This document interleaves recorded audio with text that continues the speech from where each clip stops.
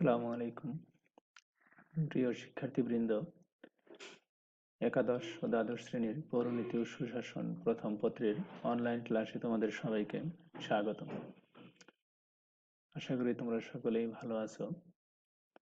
আমাদের আজকের আলোচনার বিষয় আইন কেন মান্য করা হয়, অর্থাৎ মানুষ কেন আইন মান্য করে। শিখন ফল। আজকের আলোচনা শেষে আমরা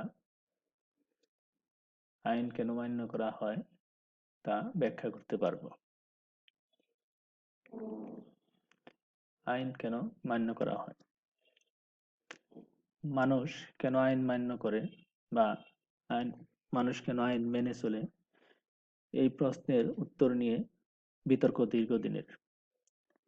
কেউ কেউ মনে করে মানুষ শাস্তির ভয়ে আইন মেনে চলে। মানুষ শাস্তির ভয়ে আইন মেনে চলে। কোনো কোনো লেখক বলেছেন মানুষ যুক্তিবোধ থেকে আইন মেনে চলে। অর্থাৎ আইন সম্পর্কে দুই ধরনের মতবাদ প্রচলিত রয়েছে। এক ধরনের মতবাদ যে মানুষ শাস্তির ভয়ে আইন মেনে চলে, আর এক ধরনের মতবাদ মানুষ যুক্তিবোধ থেকে আইন মেনে চলে। আবার অনেকে এই দুই মতবাদের মধ্যে সমন্বয় সাধন করেছেন। Thomas Hobbes, Jeremy Bentham, John Austen প্রমুখ লেখক মনে করেন যে মানুষ শাস্তির ভয়ে আইন মেনে চলে।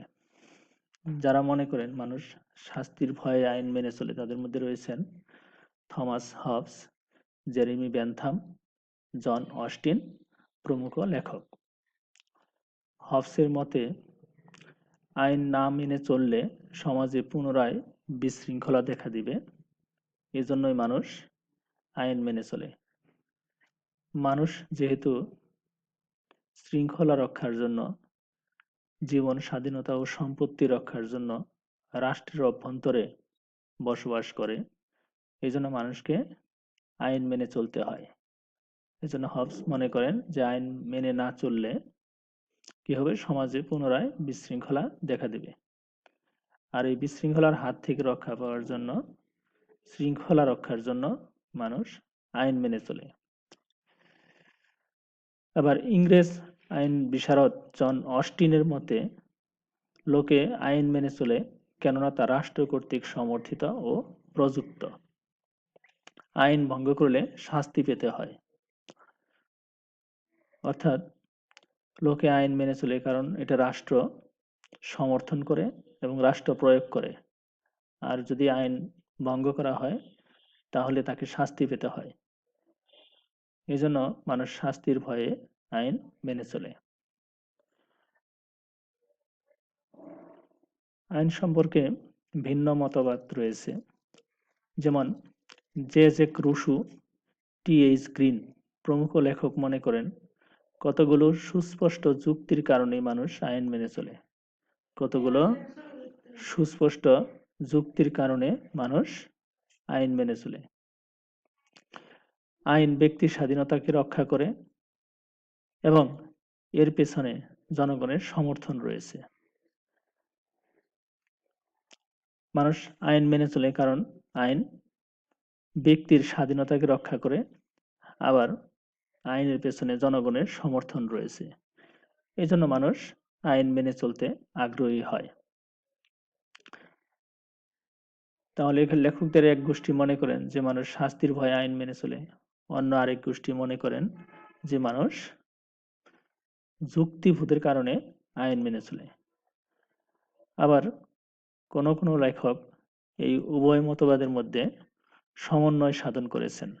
যেমন স্যার হেনরি মেইন, তিনি বলেন শাস্তির ভয় এবং যৌক্তিকতার উপলব্ধি উভয় কারণেই মানুষ আইন মেনে চলে। মানুষ শুধু শাস্তির ভয়ে আইন মেনে চলে এটা ঠিক নয়, আবার শুধু যৌক্তিক কারণে আইন মেনে চলে তাও নয়। মানুষ উভয় কারণেই আইন মেনে চলে। একদিকে শাস্তির ভয়, আবার আইন মেনে চললে যেহেতু শৃঙ্খলা রক্ষা হয়, এই যৌক্তিক বা এই যৌক্তিক বোধ থেকে যৌক্তিকতার কারণেও মানুষ আইন মেনে চলে। অর্থাৎ শাস্তির ভয় এবং যৌক্তিকতার উপলব্ধি উভয় কারণেই মানুষ আইন মেনে চলে। লর্ড ব্রাইস মনে করেন নির্লিপ্ততা, শ্রদ্ধা, সহানুভূতি, শাস্তির ভয় এবং যৌক্তিকতার উপলব্ধি এই 5টি কারণে মানুষ আইন মেনে চলে। লর্ড ব্রাইস মানুষের আইন মেনে চলার পিছনে 5টি কারণের উল্লেখ করেছেন। সেগুলো হলো নির্লিপ্ততা, বেশিরভাগ মানুষ নির্লিপ্ত, অর্থাৎ আইন আছে এজন্য তারা আইন মেনে চলেন। আবার অনেকে আইনের প্রতি শ্রদ্ধা দেখান, যে বিদ্যমান আইন যতক্ষণ আছে ততক্ষণ তিনি সেই আইন মেনে চলবেন। অনেকের আইনের প্রতি সহানুভূতি থাকে। কিছু লোক আছে, বিশেষ করে যারা অপরাধী বা অপরাধ প্রবণ, তারা শাস্তির ভয়ে আইন মেনে চলে। আর কিছু লোক যুক্তিবোধ থেকে আইন মেনে চলে, যে আইন মেনে চলাটাই শৃঙ্খলা, এই জন্য তারা আইন মেনে চলেন। এই জন্য লর্ড ব্রাইস মনে করেন যে নির্লিপ্ততা, শ্রদ্ধা, সহানুভূতি, শাস্তির ভয় এবং যৌক্তিকতার উপলব্ধি এই 5টি কারণে মানুষ আইন মেনে চলে। আইন মান্য করার বিষয়ে মার্ক্সবাদীদের স্বতন্ত্র দৃষ্টিভঙ্গি রয়েছে। মার্ক্সবাদীরা মনে করেন উৎপাদনের উপকরণগুলো যাদের হাতে থাকে তারাই সমাজ ও রাষ্ট্রকে নিয়ন্ত্রণ করে। তারাই নিজেদের শ্রেণী স্বার্থে বল প্রয়োগের মাধ্যমে জনগণকে আইন মেনে চলতে বাধ্য করে। মার্ক্সবাদীরা আইন মেনে চলার কারণ হিসেবে অর্থনৈতিক দৃষ্টিভঙ্গি থেকে ব্যাখ্যা করেছেন। তারা বলেছেন উৎপাদনের উপকরণগুলো যাদের হাতে থাকে, আমরা জানি উৎপাদনের 4টি উপকরণ: ভূমি, শ্রম, মূলধন ও সংগঠন। একমাত্র শ্রম বাদে বাকি 3টি উপাদান অর্থাৎ ভূমি, মূলধন এবং সংগঠন এগুলো থাকে যাদের হাতে। তারা সমাজের প্রভাবশালী ব্যক্তি এবং তারা যেহেতু এই উপকরণগুলোকে নিয়ন্ত্রণ করে, এজন্য তারা সমাজকেও নিয়ন্ত্রণ করে এবং রাষ্ট্রকেও নিয়ন্ত্রণ করে এবং তাদের স্বার্থে তারা আইন প্রণয়ন করে এবং তাদের শ্রেণী স্বার্থেই এই আইন প্রয়োজনে বল প্রয়োগের মাধ্যমে জনগণকে মেনে চলতে বাধ্য করে। অর্থাৎ আইন মেনে চলার পিছনে শাস্তির ভয় আছে, যৌক্তিক কারণ আছে।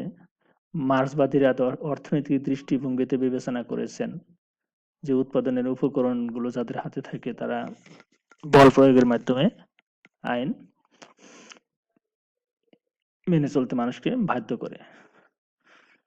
মূলত আইনের উপযোগিতা রয়েছে, অর্থাৎ আইনের উপকারিতা রয়েছে বলেই মানুষ আইন মেনে চলে। আইন মানুষের সামাজিক ও রাজনৈতিক অধিকার উপভোগে সাহায্য করে। সমাজে বিভিন্ন ধরনের অধিকার মানুষ ভোগ করে, রাজনৈতিক অধিকার ভোগ করে। এই সমস্ত সামাজিক ও রাজনৈতিক অধিকার ভোগের ক্ষেত্রে যে সমস্ত বাধা বিপত্তি আসে, আইন সেগুলো দূর করে স্বাধীনতাকে নিশ্চিত করে এবং সুন্দর ও সুশৃঙ্খল সামাজিক ও রাষ্ট্রীয় জীবন গঠনে সাহায্য করে। আইন মানুষের সামাজিক ও রাজনৈতিক অধিকার উপভোগে সাহায্য করে, স্বাধীনতাকে নিশ্চিত করে এবং সুন্দর ও সুশৃঙ্খল সামাজিক ও রাষ্ট্রীয় জীবন গঠনে সাহায্য করে। আইনের উপস্থিতি ছাড়া মানুষের পক্ষে উৎকৃষ্ট জীবন গড়ে তোলা সম্ভব নয়, কারণ আইন এক ধরনের শৃঙ্খলা। আইনের অনুপস্থিতি মানেই বিশৃঙ্খলা, আর বিশৃঙ্খল জীবনে উৎকৃষ্ট জীবন গড়ে তোলা সম্ভব নয়। যেখানে বিশৃঙ্খলা সেখানে সুখ এবং শান্তি থাকার কথা নয়। আইন না থাকলে সমাজ ও রাষ্ট্রে বিশৃঙ্খলা দেখা দেবে। আইন না থাকলে সমাজ ও রাষ্ট্রে বিশৃঙ্খলা দেখা দেবে। এরিস্টটল বলেন, মানুষ যখন আইন ও নৈতিকতা থেকে দূরে থাকে, মানুষ যখন আইন ও নৈতিকতা থেকে দূরে থাকে তখন সে নিকৃষ্টতম জীবে পরিণত হয়। যে লোক আইন মানে না এবং যার মধ্যে কোনো নৈতিকতা নাই, তখন সে প্রাণীকুলের মধ্যে নিকৃষ্টতম হয়ে যায়, অর্থাৎ সে নিকৃষ্টতম জীবে পরিণত হয়। জন লক বলেছেন, যেখানে আইন থাকে না সেখানে স্বাধীনতা থাকতে পারে না। অর্থাৎ স্বাধীনতা এবং আইন পাশাপাশি চলে। আইন উপভোগ করতে হলে, স্বাধীনতা উপভোগ করতে হলে আইন থাকতে হবে। অর্থাৎ স্বাধীনতা উপভোগের ক্ষেত্রে যদি কোনো ধরনের বাধা বিপত্তি আসে, তাহলে আইনই তাকে রক্ষা করবে। এজন্য আইন হলো স্বাধীনতার রক্ষক ও অভিভাবক। স্বাধীনতার রক্ষক ও অভিভাবক হলো আইন। মানুষ তাই আইন মেনে চলে। প্রিয় শিক্ষার্থীবৃন্দ, আমাদের আইন চ্যাপ্টার এখানেই শেষ। আজকের আলোচনাও এখানেই শেষ। খুব শীঘ্রই তোমাদের সাথে অন্য আরেকটি ক্লাসে সাক্ষাৎ হবে। ততদিন তোমরা ভালো থেকো, সাবধানে থেকো। আজকে সবাইকে ধন্যবাদ।